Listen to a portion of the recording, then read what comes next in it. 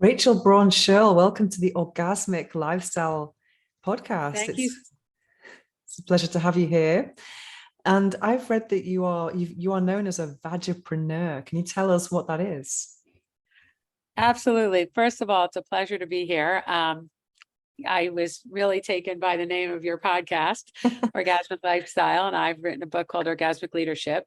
The name or the moniker Vagipreneur actually came from a New York Times journalist who did the first story on the company I was founding with my business partner. And she said, "Oh, I get it. You're in the business and vaginas are involved. You're a Vagipreneur." And she literally came out with the name, Abby Ellen. She's a journalist for the Times. And I would use it, and every time I would get at least some response. People would be paying more attention, or they would laugh, and it opened the door to have a conversation. So about a year after she mentioned that name, I reached out to her and I said, "I love this name. You came up with it, so it belongs to you. If you don't want it, I'd like to trademark it." So I did, to use it as a shorthand to describe someone who's in the business of women's sexual and reproductive health. Wonderful. So what inspired you to work in this field in the first place? Well, I'd always worked in women's businesses and things that affected women from the tops of their heads to the tips of their toes. So hair care, skin care, oral care, menstruation, fertility, hemorrhoids, foot fungus, you name it. So I'd always been dealing with women as the primary buyers of a lot of these products, whether they were prescription device or over the counter. And in 2008, a venture capitalist came to me with a business plan, and he said, "This isn't for me. This doesn't fit into my investment thesis. But you and Mary's been was my business partner for 20 years. You and Mary might like this." So we started to dive into it, and we found that in this space, which happened to be around desire, arousal, and satisfaction, there were so many gaps. There was really no language to talk about it. On the internet, you saw either porn or disease at one end of the spectrum or another, and most people are somewhere in the middle. Only 3 to 5% of obstetricians and gynecologists were talking about this with their patients. There had been dozens of active clinical programs. Most of them had collapsed for quite a number of reasons. And it was like the perfect storm. So we figured out a way to buy the asset, which was a product that improved arousal, desire, and satisfaction for women of all ages and life stages. And we launched the company. So what year was this? 2008. Okay, great. And then tell us about Orgasmic Leadership. I read the book. That's Thank you something I so love much. to do on this podcast. I love reading books and then interviewing the authors. It's such a privilege. So what inspired you to actually write this book? I love everything with the title, Orgasmic. I just love that word as well. So Orgasmic Leadership, what was the inspiration behind it? Again, a really smart woman was sitting next to me at a conference, and I do a tremendous amount of public speaking on entrepreneurship, leadership, the business of sexual health, the business of reproductive health. And she said, "You know what, Rachel, lots of people do all kinds of speeches on leadership and entrepreneurship. Why don't you do it around your topic? Make it more personal. How about orgasmic leadership?" And at the time I said to her, Karen Kahn, and she was in a totally different business. She's a coach for lawyers and legal services and growing those kinds of businesses, totally unrelated. And I said, "I love that name, but the companies who hire me to speak are not going to send out an email saying, 'Come hear a speech about orgasmic leadership.' They're just not going to be comfortable." But it was always in my head. And I'm going to say a year or two later, I wish that some lightning struck and I had an inspiration. I was literally sitting in a chair quietly, which is not something I normally do. And I said, "This is a book." And so I reached out to people I knew in the space, about 5 or 6 people, and said, "I'd like to do a very structured interview about how you've built your business, how you decided to be in this space of women's sexual and reproductive health as an academic, as an entrepreneur, as an investor, as a healthcare practitioner." And I started having these conversations and people were very open and available. And by the time I was done, I had done over 3 dozen interviews. And what the book is really a story of my journey and their journey in the context of existing business trends, things that were happening and are happening that provided an environment or an opportunity to build these conversations or build these businesses. So it's really, as many times as people say, are you going to tell me the best vibrator to buy?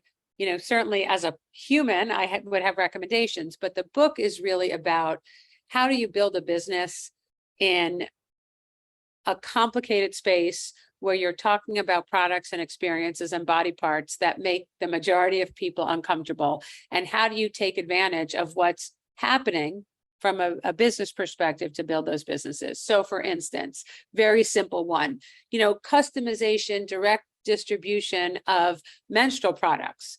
You used to go, or maybe some people still do go to the store and you could buy one size, or you could buy multiple sizes and you always wound up with things left in the way over. So the ability to customize and create packs and deliver them direct to consumer was taking advantage of a change in distribution.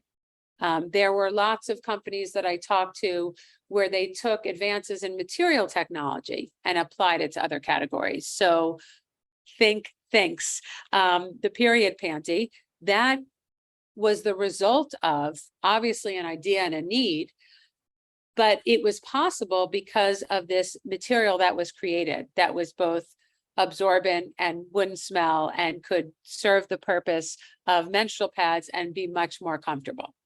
So what was your inspiration? Why did you choose to do the book this way of interviewing so many people? I just thought that my experience was so powerful in so many ways, mostly positive and some negative. And over the course of the time that I'd been in this space, every person I met was smart, dynamic, creative, and they were all doing things. And I wanted to basically say, how can we take some of this learning of all these people that have inspired me and motivated me and provide a roadmap or lessons learned or mistakes not to make, and maybe this would accelerate someone else's path. Maybe they would stumble over fewer rocks in the road. So the idea really was to say, what can we learn from this collective and how do we amplify this conversation that is so important, that affects every aspect of a woman's life? So you spoke to many different people from many different fields in the space of sexual wellness and pleasure. What was the biggest revelation to you, or the biggest surprise, something that really you didn't expect? So at the end of each interview, I don't know if you know, the James Lipton used to do Inside the Actor Studio. He's since passed away, but he did these interviews in New York in a live studio where he interviewed presidents and actors and authors and comedians. And at the end, he asked everybody the same 10 questions.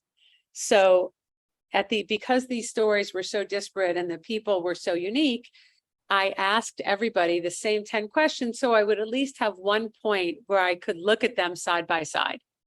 And what was so overwhelmingly clear was that these were people who were passionate, who had, most of them always had some inkling to build something. They had some motivation. The first entrepreneur I interviewed, she had sold peaches with her brother by the side of the road. That was her first introduction to entrepreneurship. And the other was really the relentlessness, how powerful these folks were as individuals. And in this space, we hear about it all the time with women raising money in general, how they get less than 3% of the venture capital, and how much more difficult it is to raise large amounts of capital. And then in this space in particular, you have all these challenges with getting your messages out on social media, is how driven they were and how, whether they came into it for a personal reason or driven by business or an idea that hit them on the top of the head, that it became a passion. And I found that myself. I came in it from a capitalist perspective. This looked like a great opportunity, but the longer you're in the space, and what I learned from everybody in the space is there comes a point when it is mission driven. That doesn't just mean that it's a social enterprise. Lots of these businesses are in the business of making money, but the idea that at some point everybody came to realize how interconnected and complex and beautiful women's sexual and reproductive health, how complex they are. And I was amazed at how smart and funny and creative and thoughtful and interesting and collaborative the people I interviewed were. So one of the conclusions that I always talk about is these are different kinds of entrepreneurs creating different kinds of companies, meaning they're having a conversation that hasn't been had before, hasn't been had in such an open way. And I always think about Saturn. I don't know if you remember the ads, a different kind of company and a different kind of car.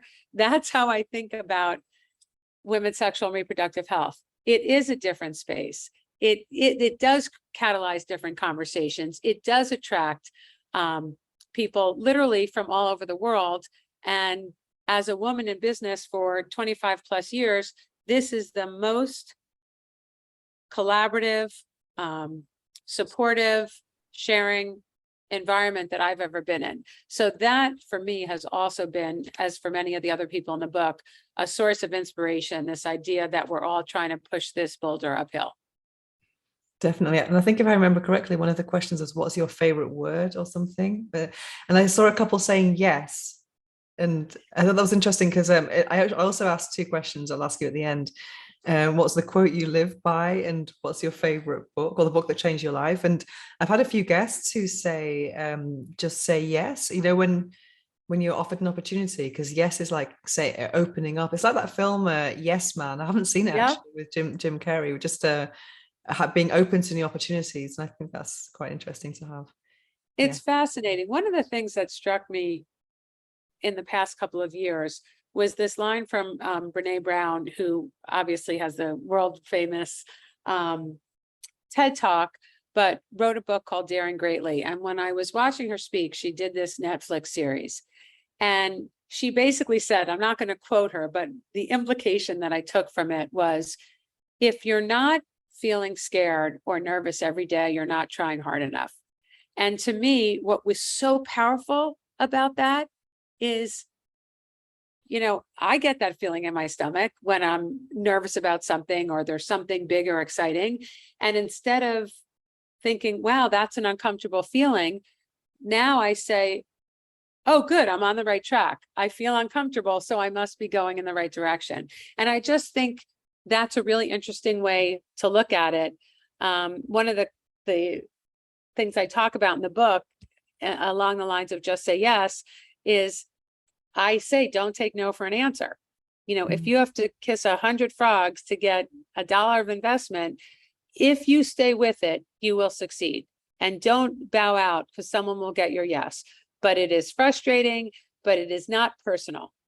No is a learning experience and you will get there. So this idea that you continue to stay on the path and you're continuing to work towards something is not specific to women. It's not specific to women's sexual and reproductive health, but, you know, yes, man, and the word yes, and don't take no for an answer, all are around the same idea that, you know, you have to keep moving forward and you have to believe and you have to take the steps to get towards that vision that you see. And for people who are not in this space of sexual wellness, I think there is a misconception that sex sells. What do you say to those people, that sex just sells on its own? Well, for sure, porn sells. There's a lot of interest in talking about sex. And when I look at reproductive and sexual health, I think of the space from menstruation through menopause. And I think when they say sex sells, it tends to speak to the pleasure businesses. So, you know, during lockdown, sales of vibrators went through the roof, sales of condoms went through the roof, sales of toys went through the roof. But I think they still have these obstacles that perhaps you have as well, you know, not being able to advertise in certain places, 100%. So there's a lot of obstacles, and it's actually harder, you know, to buy advertising. And It's really, really hard. And I've been facing this since Mm. 2008 or 2010, when I went to 100 media outlets, radio, cable, website, network, and 95 said no. And so we built a business around this PR strategy that if you can't buy media through advertising, we were going to earn it and create a movement and create a conversation. And I call that the fighting City Hall moment. And you can see over the course of the last 15 years, many, many, many brands and many founders have had that experience where you're spending more time fighting the barriers in the space than building the business.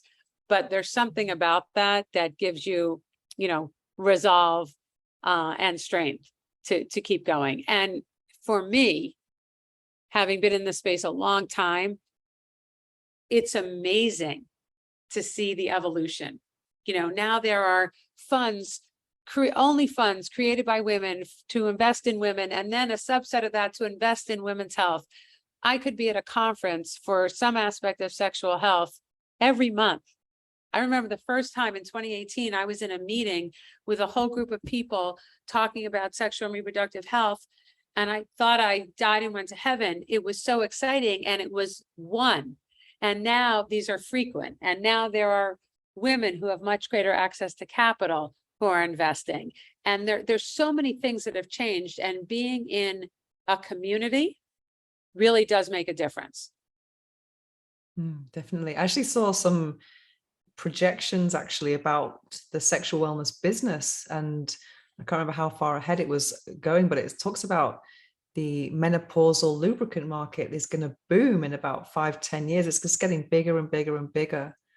So I think people are finally kind of tapping into this need because the women are probably more liberated now, and not thinking I've just had my kids, it's over. It's people who get divorced or just always curious about sexuality, and this is actually a growing sector or growing kind of interest.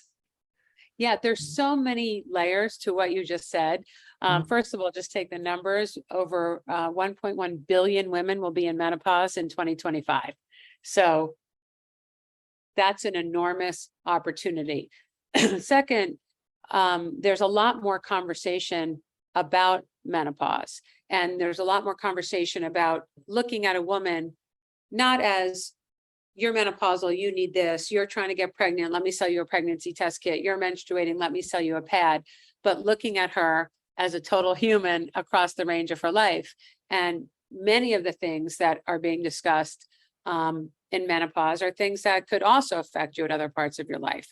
Obviously, for many people, vaginal dryness becomes much worse because of the estrogen drop, and that often affects the comfort, the pleasure, the enjoyability of sex. So I think there's a couple of things happening. There's a huge number, so there's a huge opportunity. There are women in the workplace who are in leadership positions or have built things or have access to capital who are now in menopause, and many of them are leading the charge. One of the other things which I think has catalyzed the conversation, and it certainly wasn't planned, is that in the UK, as I'm sure you know, there was a hormone replacement therapy shortage. They had to start having conversations, because for women for whom hormone therapy is a choice that she makes or with their doctor, it wasn't available. And for the people who are finding relief with that, it was a big deal. So the UK is much further ahead in the conversation. They're much further ahead, excuse me, in creating workplace awareness and programs that respond to this population. So if you think about several years ago, the Apples and Googles and Facebooks of the world started offering IVF and egg freezing and all kinds of maternal and reproductive support, with the idea of keeping their best people in the workforce, to grow with the company. And it's a similar idea with menopause, that many of the women in the workplace who are in menopause bring 20 years of experience, 25. They might now have more time because they're empty nesters. They might be at the peak of their career because they have all this knowledge. And shouldn't we be thinking about a way to keep them in the workforce. And so there are a lot of companies now, instead of just saying, you know, we're going to sell X billion dollars worth of this pharmaceutical, they're looking at other costs of not looking at these cases. You know, people not returning to work, lack of productivity, taking sick days and people being unprepared. But there's a growing body of data that says companies who think about this and demonstrate to their members that their employees that they care about this, have better retention, they have higher productivity, they reduce their surge costs. So there are so many economic factors tied up, not just in the treatment of the symptoms, but in all the other things that happen. And mental health is also a great example that obviously affects people of all ages and has now become something that workplaces are offering and thinking about and talking about. That was unheard of, certainly, you know, in the first 20 years of my career. I was watching, I think, I can't remember which film it was now, something about, what was the one that Nicole Kidman was in and Javier Bardem, I Love Lucy, that she couldn't say the word pregnant on TV. She couldn't say pregnant. Isn't that crazy? And I saw something with Joan Rivers as well. I mean, that's absolutely crazy. There are so many things that are better and different. So I say I like to be optimistic and realistic. We have momentum. You know, there is tons of money going into the space relative to what used to go into the space, but still a pittance compared to what we're investing in other areas. And I think it was Harvard Business Review that recently came out with an article that said women create solutions for men and women, and men tend to create solutions for men. So there have to be women in this space. And one of the characteristics that is so common of the people in this space is they saw a problem. They didn't see a good solution. So they said, I'm going to find a solution. And in the course of finding the solution, they say, wow, looks like lots of other people have this. This could be a business. So it's really often driven by a personal need and the lack of available options in the marketplace or in the physician's office or in the healthcare ecosystem. Yeah, I think you mentioned something in the book about, oh, my wife doesn't talk about this, so it doesn't exist, that type of mentality as well. Right. So what you're referring to is when you go in to speak to investors, you know, I said 1.1 billion women will be in menopause in 2025. You still hear the word niche used to describe menopause. And I say that, you know, 50% of people who are born onto this planet will experience menopause. That sounds like a big opportunity. And so when you share these statistics, the one that I think you're referring to is with the pleasure product, we would share that 43% of women have sexual concerns and difficulties at some point in their lives. And every male investor that we spoke to in every room, at least 2 people said, my wife never complained about that. And, you know, with all due respect, either she didn't have the problem or she did, and she didn't have the language or the opportunity or the comfort level to discuss it. You know, close to 1 out of 2 pregnancies every year in the US are mistimed. That speaks to a huge opportunity in contraception or better education around contraception and more options around contraception. You know, 1/3 of women suffer from incontinence at some point in their lives, and that percentage of the menopausal market is even higher. These are huge, huge, huge opportunities. And I was on a panel recently with some other folks in the space and a male physician who said, you know, to an audience, and he was considerably older than the other panelists. And he said, you know, in order to get men to care about incontinence, you have to tell them how it would affect you and how it would affect a man. And the example he gave was, for instance, if my wife's suffering from incontinence and we can't go to the theater or see a movie, you know, that's bothersome. So there's so many things wrong with that statement. Number one, assuming that everybody is in a heterosexual relationship. Number two, that is motivating to worry about the man, that it's menopause or incontinence becomes about him. And I made the comment, I tried to be polite, and I said, with all due respect, I'm never going to have prostate cancer. I don't have a prostate, but it doesn't prevent me from seeing and understanding the disruption it could cause in someone's life and the size of the prize of finding good solutions. So that's sort of myopic vision of, making about him. There's so many women and people who identify as women in this space that as a collective are taking hold of the conversation. So we're not required to talk about it from his perspective. And that is not at all to say that a lot of these things don't affect couples, don't affect men, don't affect partnerships. But there's always, in most of the businesses that I work in, a woman or a person who identifies as a woman at the center. So I've been looking at your LinkedIn profiles. What tells about Pulse? What is Pulse? Pulse is an amazing company that I started consulting to several years ago. And basically, one of the investors, the founder, is Amy Buckhalter, founder and CEO. And she had an early angel investor. And the product was created around Amy's personal experience with increased vaginal dryness during menopause and being frustrated with the quality of the options. And one of her investors said, oh, you're talking about, literally the conversation went, oh, you're talking about vaginas, you should call this person Rachel. So that's how we got connected. And less than a year ago, I joined as Chief Development Officer. It is a device and consumable platform that sits on a desk or in a bedroom or in a nursery or in a bathroom with pods that are specially formulated, that are dispensed hands-free, touch-free, mess-free, hygienic, and warmed. So this beautiful product comes into your hands. Right now, the products that are available are a water-based lubricant, a silicone-based lubricant, and a massage oil, one with CBD, one without. And it really was designed to respond to the pain points that Amy and her discovery and her experience of going through this realized by interviewing 300 women, which I always find astounding. She discovered this problem, said, oh, I think I'll learn more, hired a PhD and interviewed 300 women, which is just emblematic of how creative and interesting the people are in this space. It was cold, it was messy, it was sticky, it was hard to find in the dark, and you're fumbling around. So the whole idea was to create this platform for menopause around vaginal dryness.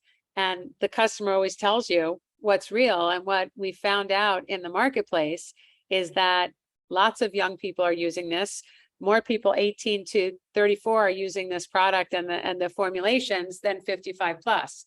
More men than women are using this product. So we know it's not just for vaginal dryness, it's for a number of other things. It's for pleasure, it's for massages, it's for enjoyment, it's for anal play. It's so the vision that Amy had was so fundamental, but customers are telling us how much wider it's going.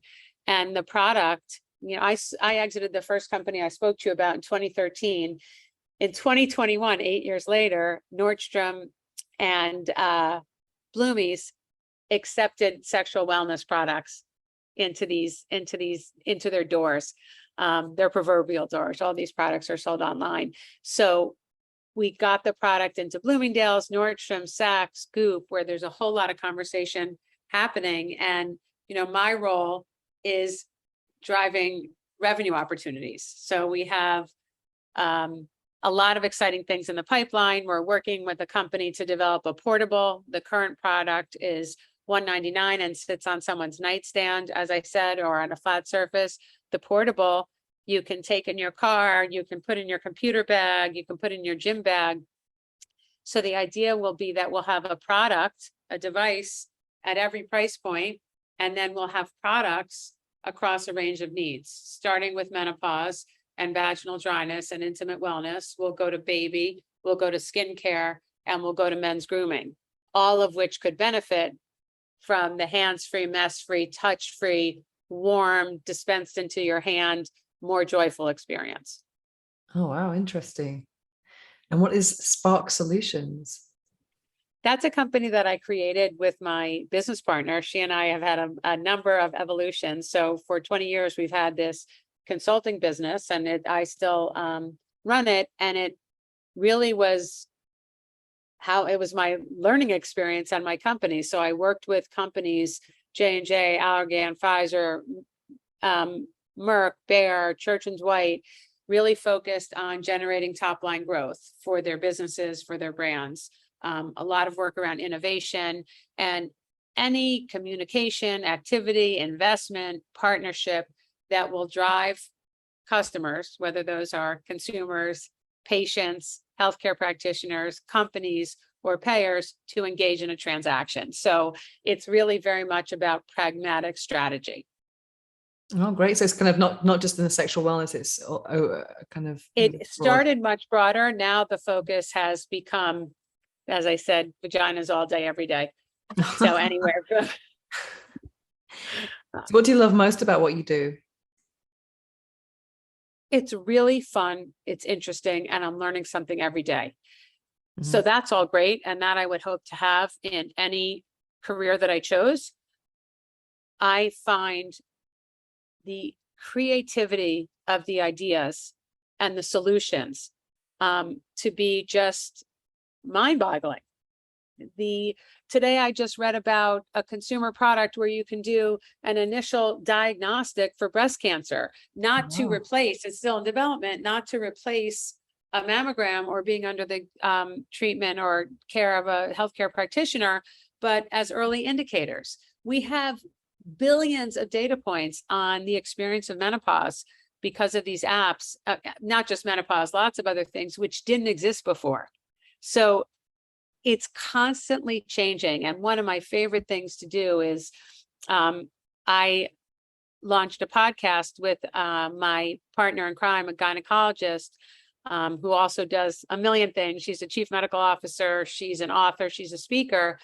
And it's called Business of the V. And it really is at the center of what I'm most interested in, which is unmet needs, unanswered questions, patient care, partnered with the businesses that are being created to respond to them. And that's what I love. Every day, every week, in the past 15 years that I've been in it, really focused on this space, I never stop learning. It's like the college degree or the graduate degree that never ends. I can completely empathize with that because I've been focused on sex toys for the last 15 years, first as a user and then professionally since 2013, so 9 years, and I have 700 toys. And people ask me, well, are there really new things? And I'm like, yes, there's new things coming out all the time. It's really interesting how there's just constant evolution in this space.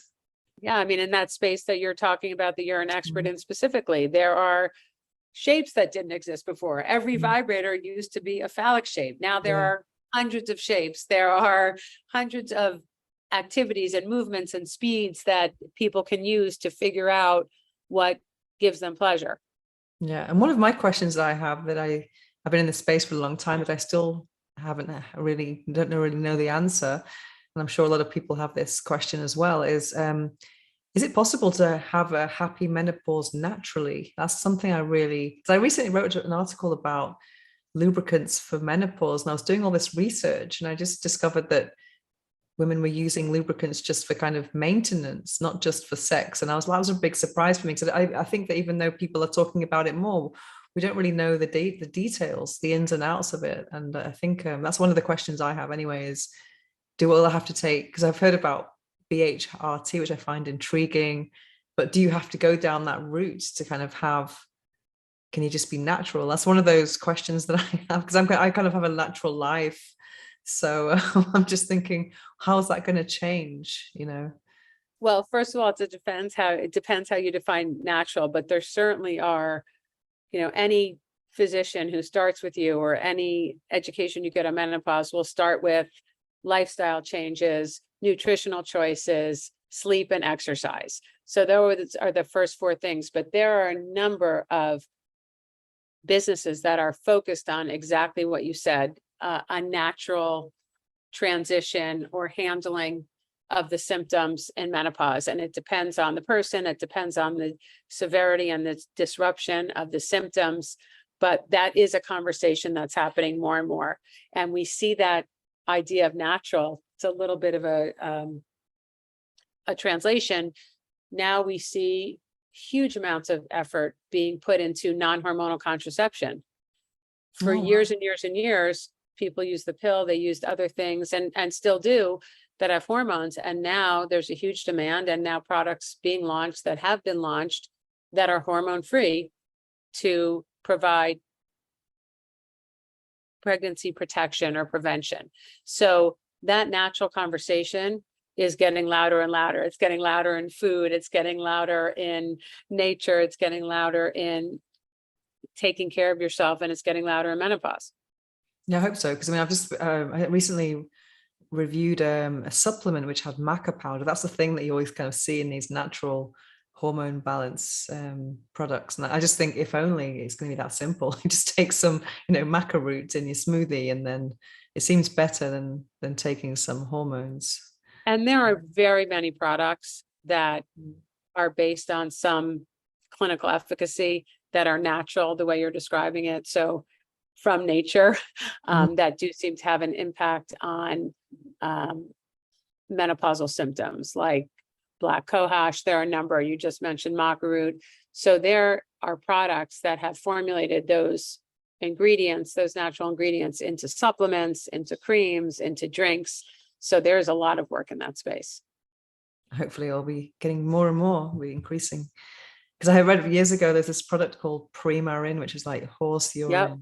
And as a vegan, I just like, it just really turns me off having some gel that's got horse urine in it. It doesn't sound. There are many, many, many options that sound like they would fit the way you want to approach it. And that's the beauty of these conversations with you, conversations that are being had in the space, is you get to make your own choices. You get to learn about the options and then pick the ones that work best for you.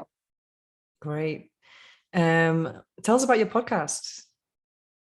So it's really been fun. We started in COVID, and we've really had a great response. My favorite part, I don't know about how you feel, my favorite part is the conversation, the speaking with the guest. The rest of the stuff, the marketing and the editing, I find less fun. But again, as I said, it's every week I'm learning something, and I learn things from my co-host as a physician, and the questions she asks and the things she's concerned about. And I'm learning about in more detail, some about categories I knew a lot about, some which are relatively new discussions. And I love the entrepreneurs. And I love the people who have raised their hand and said, I want to be in the space. Either I want to raise money to be in the space, I want to build a business to provide solutions, I want to collaborate. And that's, to me, continues the energy of the ecosystem, continues to drive me. And I get that Fantastic. right in my face every week when I get to speak to people. So you're doing a weekly podcast then? We're doing a weekly podcast. Yeah. It's a lot of work. I think we've launched, give or take, 54 episodes so far. So we've celebrated over our year anniversary, and hopefully we continue to get better. It's a huge learning curve. I'm sure you found that when you're starting this endeavor, there are different rules. Yeah. There are different distribution channels. So we're hoping, to continue. We're starting to monetize it, which is exciting. And what's really, really amazing is how easy it is. There's so many people to pick from. There's so many people doing interesting things in the space that we'll never run out of guests or topics. Great. So I think we started around the same time. It was August 2021 for me. We started thinking about it in December of 2020 and launched with our first 8 episodes in May of 2021.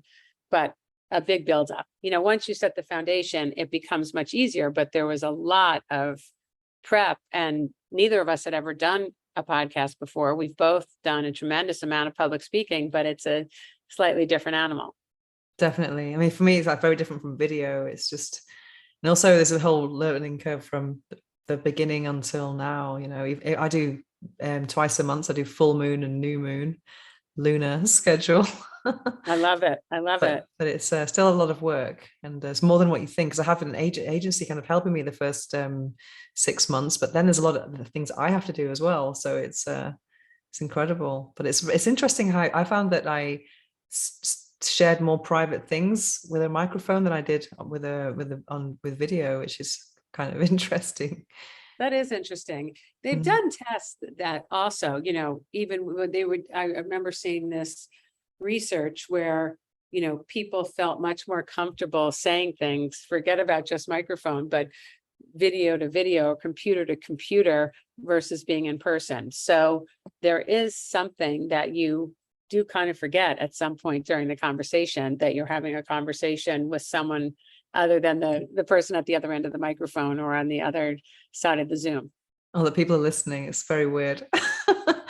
Yeah, definitely. That's my favorite thing, when, you know, people write in or text and say, I learned so much. That was so interesting. Where do I get that product?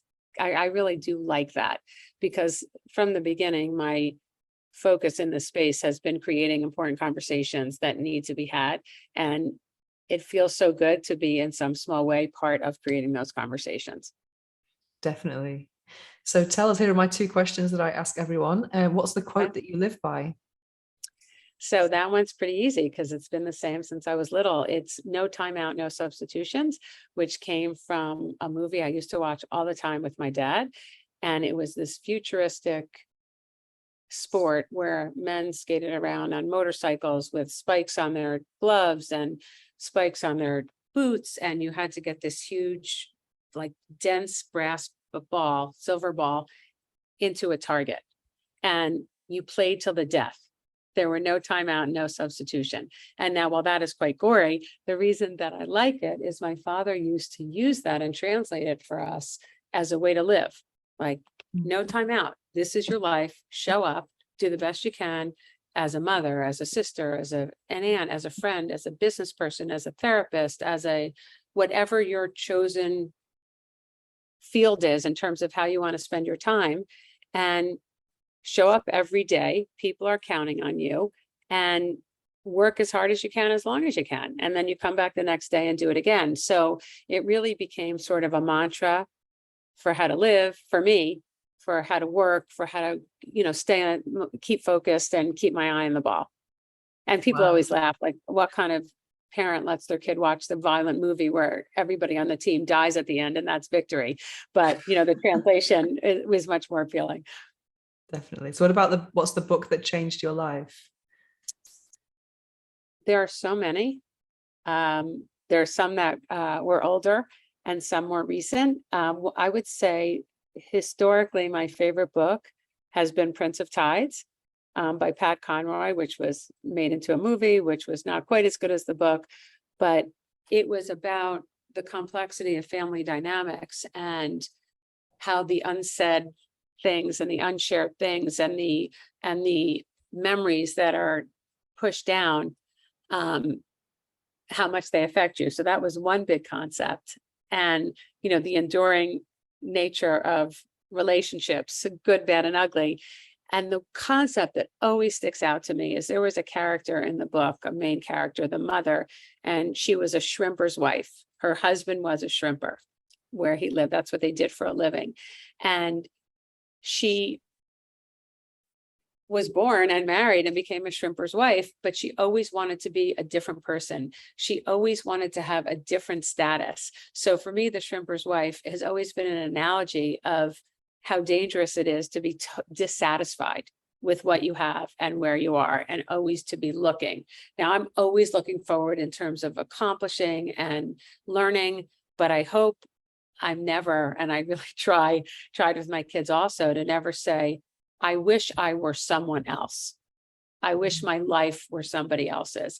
And so to me, the shrimper's wife is sort of a metaphor for that cautionary tale. If that, find a way to either enjoy the life you're in or create a different one.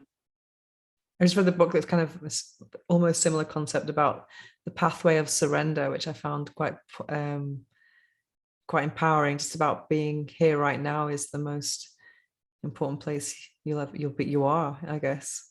I forget who said it, but 50% of life is just showing up. And I Yeah. think that's so important. And, you know, I've said things like that to my kids over and over again. And, you see over time little pieces being absorbed and become part of their own behavior. But, all you have is yourself and whatever gifts you have or learn and the people around you. And I'm sure you've seen these same studies that say the single most important element to have in your life to live longer is connected relationships. Oh yeah. So to me, part of that is if you're the shrimper's wife and you don't want to be who you are, it's hard to have real connected relationships. But how important that is to have a person or to have people for whatever your needs are. And when I think of that, whether it's someone to cheer me up or make me laugh or help me with ideas.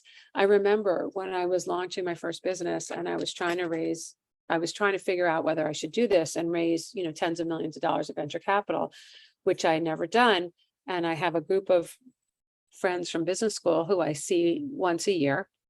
And one year we show up at our annual retreat and I said, I'm not asking anybody for money, but I'm curious, what is your opinion about this? Today I would go and ask people for money, but then I said, I'm not asking anybody for money, but what is your thought about this idea?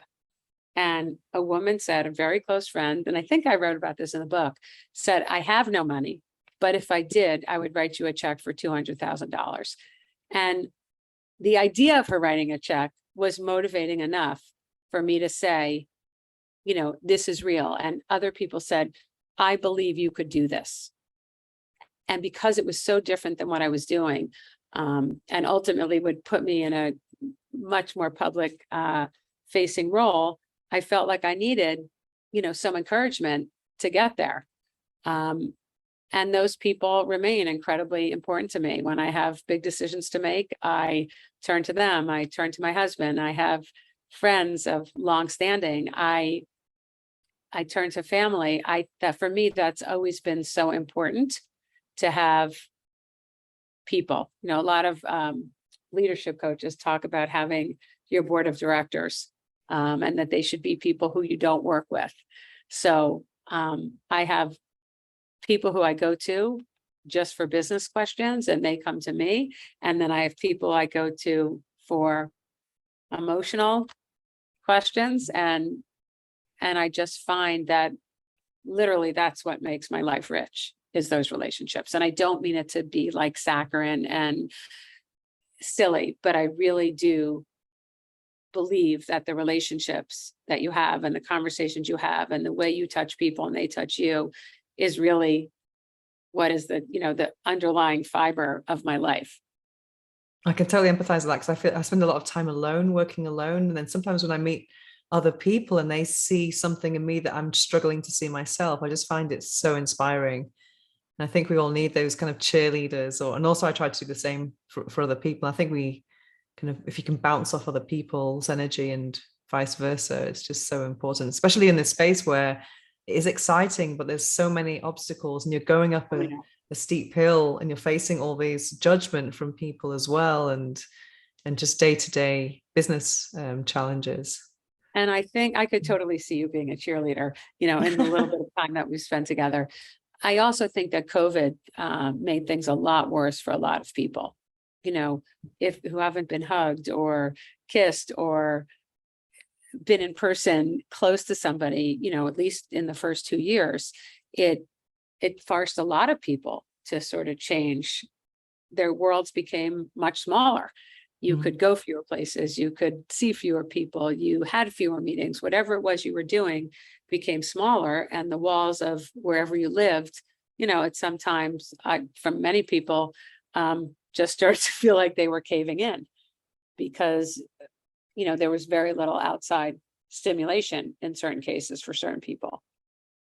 Definitely. So where can people find you?